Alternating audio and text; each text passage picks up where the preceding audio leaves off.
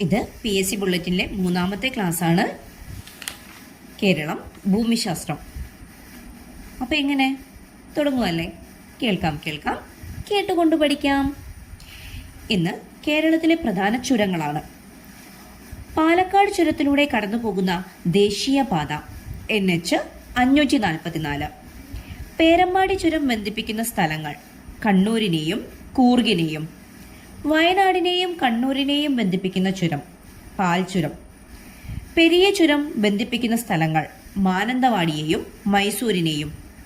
നിലമ്പൂരിനെയും ഗൂഡല്ലൂരിനെയും ബന്ധിപ്പിക്കുന്ന ചുരം നാടുകാണി ചുരം. നാടുകാണി ചുരം ഏത് ജില്ലയിലാണ്? മലപ്പുറം. കേരളത്തെയും നീലഗിരി ജില്ലയെയും ബന്ധിപ്പിക്കുന്ന ചുരം കർക്കൂർ ചുരം. താമരശ്ശേരി ചുരത്തിലൂടെ കടന്നുപോകുന്ന ദേശീയപാത NH 766. വയനാടിനെ കോഴിക്കോടുമായി ബന്ധിപ്പിക്കുന്ന ചുരം താമരശ്ശേരി ചുരം. വയനാട് ചുരം എന്ന പേരിലും അറിയപ്പെടുന്ന ചുരം താമരശ്ശേരി ചുരം.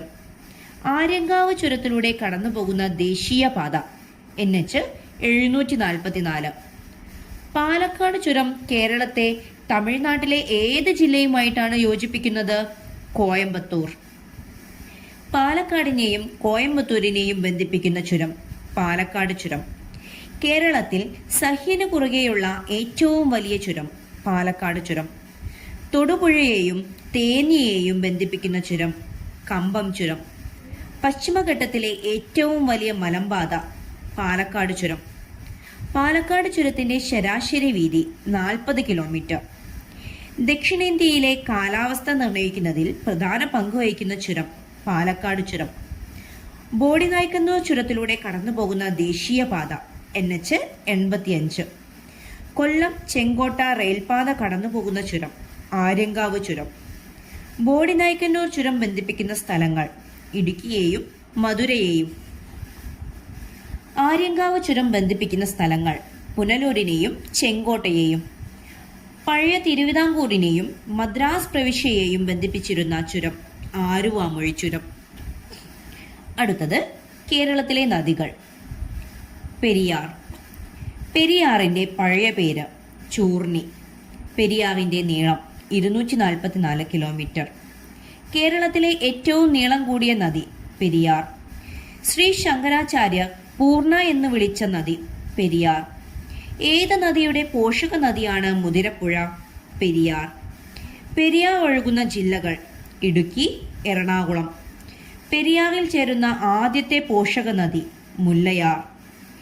കേരളത്തിൽ ഏറ്റവും കൂടുതൽ അണക്കെട്ട് നിർമ്മിച്ചിരിക്കുന്ന നദീവ്യൂഹം പെരിയാർ. ഏത് നദിയുടെ തീരത്താണ് ആലുവ അദ്വൈതാശ്രമം? പെരിയാർ. ശിവഗിരിയിൽ നിന്നുത്ഭവിക്കുന്ന നദി പെരിയാർ. ഏത് നദിയുടെ തീരത്താണ് ഉദ്ഖനന പ്രവർത്തനങ്ങൾക്ക് പ്രസിദ്ധമായ പട്ടണം സ്ഥിതി ചെയ്യുന്നത്? പെരിയാർ. ഏത് നദിക്ക് കുറുകെയാണ് മാർത്താണ്ഡവർമ്മ പാലം? പെരിയാർ. തൊട്ടിയാർ ഏത് നദിയുടെ പോഷക നദിയാണ്? പെരിയാർ. എവിടെ വെച്ചാണ് മംഗലപ്പുഴ, മാർത്താണ്ഡപ്പുഴ എന്നിങ്ങനെ പെരിയാർ രണ്ടായി പിരിയുന്നത്? ആലുവ. കേരളത്തിൽ ഏറ്റവും കൂടുതൽ ജലം വഹിക്കുന്ന നദി പെരിയാർ. പെരിഞ്ചാൻകുട്ടിയാർ ഏതിന്റെ പോഷക നദിയാണ്? പെരിയാർ. അടുത്തത് ഭാരതപ്പുഴ. ഭാരതപ്പുഴ ഒഴുകുന്ന കേരളത്തിലെ ജില്ലകൾ ഏതെല്ലാം? പാലക്കാട്, മലപ്പുറം, തൃശൂർ. മാമാങ്കവേദിയായിരുന്ന തിരുനാവായ ഏത് നദിയുടെ തീരത്തായിരുന്നു? ഭാരതപ്പുഴ. ഭാരതപ്പുഴ എത്ര കിലോമീറ്റർ ദൂരമാണ് കേരളത്തിലൂടെ ഒഴുകുന്നത്? 209 കിലോമീറ്റർ. ഭാരതപ്പുഴയെ ശോകനാശിനി എന്ന് വിളിച്ചത് എഴുത്തച്ഛൻ. കേരളത്തിന്റെ നൈൽ എന്നറിയപ്പെടുന്നത് ഭാരതപ്പുഴ. ഭാരതപ്പുഴയുടെ ഉത്ഭവസ്ഥാനം ആനമല നിരകളിലെ പോത്തന്നൂരിനടുത്ത്. കൽപ്പാത്തിപ്പുഴ ഏത് നദിയുടെ കൈവഴിയാണ്? ഭാരതപ്പുഴ.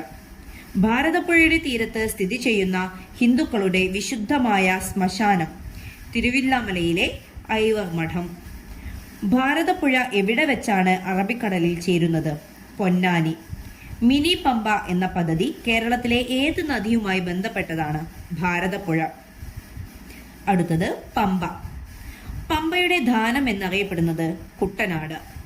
ദ്രാവിഡ ആരാധനയുടെ ഭാഗമായ മൺശില്പങ്ങൾ കണ്ടെത്തിയ നദീതീരം പമ്പ. ശബരിമല ഏത് നദിയുടെ സമീപത്താണ്? പമ്പ. ആറന്മുള വള്ളംകളി ഏത് നദിയിലാണ് നടക്കുന്നത്? പമ്പാ നദി. മധ്യ തിരുവിതാംകൂറിന്റെ ജീവനാഡി എന്നറിയപ്പെടുന്ന നദി പമ്പ. പമ്പയുടെ ഉദ്ഭവം പുലച്ചിമല. പമ്പയുടെ പതനസ്ഥാനം എവിടെയാണ്? വേമ്പനാട് കായൽ. പമ്പയുടെ നീളം എത്ര കിലോമീറ്ററാണ്? 176 കിലോമീറ്റർ. ഏറ്റവും കൂടുതൽ ജലമേളകൾ നടക്കുന്ന നദി പമ്പ. ഏതിന്റെ പോഷക നദിയാണ് കക്കിപ്പുഴ? പമ്പ. ഏത് നദിയുടെ പ്രാചീന നാമമാണ് ഭാരിസ്? പമ്പയുടെ. അച്ചൻ കോവിലാർ ഏതിന്റെ പോഷക നദിയാണ്? പമ്പ. ഏത് നദിയുടെ പോഷക നദിയാണ് അഴുതയാർ? പമ്പയുടെ. കേരളത്തിലെ നദികളിൽ നീളത്തിൽ 3-ാം സ്ഥാനം ഏത് നദിക്കാണ്? പമ്പ. ശബരിഗിരി പദ്ധതി ഏത് നദിയിലാണ്? പമ്പ. മതപരമായ പ്രാധാന്യമുള്ള എടത്വാൻ ഏത് നദിയുടെ തീരത്താണ്? പമ്പ.